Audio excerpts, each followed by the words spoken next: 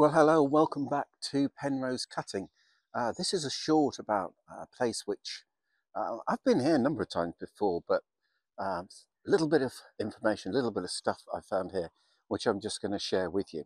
So let's look at where I am. I'm north of Caerphilly, and this is the remains of a massive great big viaduct. There's a bit there, there's a bit there. It's not the easiest place to film because it is so wide, but there are a number of railway lines that came up here. This one was the Barry Railway and eventually led to Walnut Tree Viaduct. There was a line over the top, which was again Barry Railway, that led to the viaducts of Pennyroyal and Llanbraddock. And then down here was the Big Hill, which was Rumney Railway and led down to Taff's Well. And over in the bushes, there was another line, which was the Alexander Newport Dock Railway. This image here shows the viaduct and the Barry lines, the Alexander Newport Dock Railway lines, as well as the Rumney lines. It is fair to say it shows it in better times because Penrhos Viaduct, well, it was opened in 1905, but it closed in 1928 and was removed.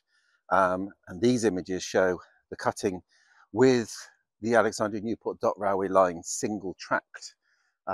That one, by the way, went down to Nantgarrow High Level and on to Pontypridd. And I will do a video about that sometime. Afraid it's all about time. Now, if we look at the map, you can see there was a road bridge. This is an image of it.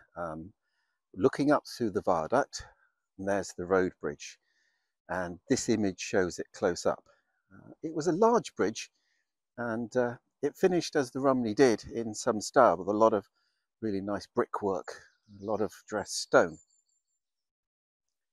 When these lines were running, they were shifting a lot of coal, but it's fair to say it didn't all happen. The Alexander Newport Dock Railway closed to passengers in 1962 and freight in 1965, and the Big Hill itself was the original main line between Taff's Well and Caerphilly. At one point, all the Rumney Railway traffic went this way, but then they dug Caerphilly Tunnel in 1891, and a lot of the traffic then went that way. It closed in June 1982. There were a few images of various rail tours on it and the like, but the last train was especially in October 82. This image is taken in 1985, shows the lines gone under the bridge, but the sleepers and ballast still in situ. But these too were lifted, and the bridge just stood in the cutting with nothing left. And then the developers came along. They wanted to expand Caerphilly, and they did so by effectively filling in the bridge and everything beyond it. And today, if you go up that way, it is simply a housing estate. This image shows the bridge completely filled in.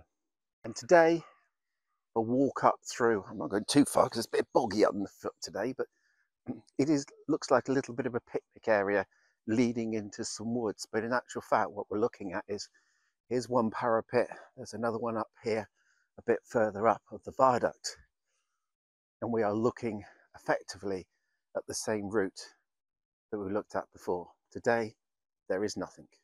The cutting continues down there, and this path that comes up here was laid because the old sidings, the Penrhos sidings where the US locomotives were stored, was once used for car storage. And so these concrete road was put in to get in and out. As I say, down there is a cutting, and up here is the Infilled bridge. Over the years that I've been here, I've taken photographs of the top of this bridge and the parapet, and you can see from these images that they have been slowly disappearing into nature. And I've often thought, what should be taking priority, nature or industrial heritage? And it would seem someone in Caerphilly Council had exactly the same thought. This is what the bridge looks like today. In a couple of months since they've cleaned it, we've seen the foliage starting to grow back, brambles and whatever, but you can see clearly each side, and look down here you can see again the whole length of that bridge. It's been cleaned up, it's been cleared up, and even though there's bindweed and creeper probably going to make some sort of announcement of its presence, it's very clear to see this bridge. The road, by the way, was diverted up that direction. I've got the mic on so you can't hear the cars, but we are very close to the road. And as you can see, as it comes up the top here, it curves round. And I'll just take a shot back. Still infilled, no two ways about that. That looks like it might have been a telegraph pole. It's a little bit too round, manufactured for a tree. Let's have a look. And you could see down the whole line of it. Whoever did the clearance job on this made a very nice job of it. Interestingly enough, they have made some effort to preserve the nature side. There's a bug hotel there, and there's a few of these nesting boxes down there. I don't know whether they're for birds or for bats. I walk up this path quite often. It's not far from my office, and it's a nice lunchtime stroll. Got my sandwiches in the backpack. And a little bit further up here is a wall. Now you may think, okay, look, there's a wall. It's just a wall. Except it's got me thinking. Really has got me thinking. You see, there's no reason for a wall to be here. There's nothing behind it. There is up there a kind of like retail park with a farm shop and one or two other things in it. But there's no point in there being a wall here. It's filled in, there's nothing down there, and it doesn't block off anything. So why is it here? Now, this bridge we've looked at so far was part of the Rumney Railway, but there was another railway that came in this direction, the Barry Railway. As I pointed out when I was down in the cutting, there was Penrhos Viaduct and the Barry Railway came over the top. And when you look at the map, there's the line in green, it also came in this direction. Could this wall actually be something to do with that line? It's made of brick, and the Rumney one isn't. But then this was Barry Railway, and Barry Railway very much built in brick. When you look at these images of the remains of Walnut Tree Viaduct, you look at the images and the remains of Clanbraddock Viaduct, it's very possible that this was exactly the same style and brick. Secondly, it's right where a parapet of this bridge should be. If I draw the wall location, and I've been able to map it out by where the lampposts and signposts are, this is where it was. When I scan it out to the 1925 map, it's in exactly the right place. Thirdly, Rumney did embellish their bridges in a way. I used this image from Gwynbrynath Jones, who was a local photographer, artist, very, very accurate with his paintings. When you look at this painting, you can see a Barry train going across Penrhos Viaduct. And if you look, there's little turrets on the end of it, little brickwork turrets. Now, he prided himself on the detail of his work. So is there anything on this that would give that clue? And the answer for me is yes. Here is the, I'm fighting my way through stinging nettles.